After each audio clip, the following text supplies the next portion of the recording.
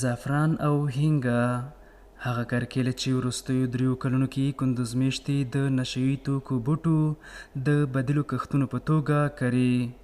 د یاد ولایت د بزګرانو په وینا وروستیو څو کلونو کې د دغه ولایت بزګرانو د هینګې او زعفرانو کښته تر بل هر وخت ډیره مخه کړې او زیاتوي چې دوی له دغې لارې د پام وړ حاصلات هم ترلاسه کولی شي.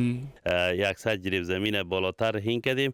راضی هستیم از خداوند که همین مواد مخدر و چیزا از بین رفت و از امارت اسلامی هم تقاضا میکنیم که یک در بازار عرضه کننده کشتی شیره و دانش ما را همکاری بکنه.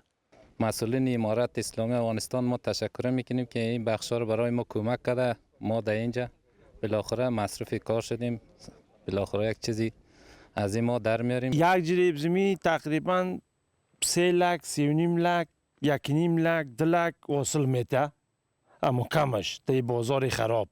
اگر بازار خوبش باشه، بازارا خوبش باشه 5 لک 6 لک محصولات داره.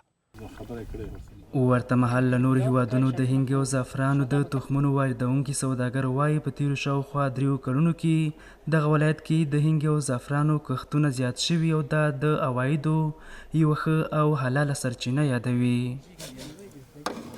تخم هینگ ما از کشور تاجیکستان، ازبکستان، قزاقستان وارد افغانستان میکنیم. دیگه در قندوز ما تقریبا 80% به تخم هینگ رایج شده، مردم رو آورده و خیلی بدر هزینه انگفتی به دست میارن دهقانا. له دې سره د دغه ولایت د کرنې اوبو لګولو مالداري ریاست چارواکو د لومړنیو معلوماتو پر بنسټ سږکال کندوز کې په 22 هکتار ځمکه د زعفرانو پر زرګونه جریبه ځمکه بیا د هینګې کښتونه شوي.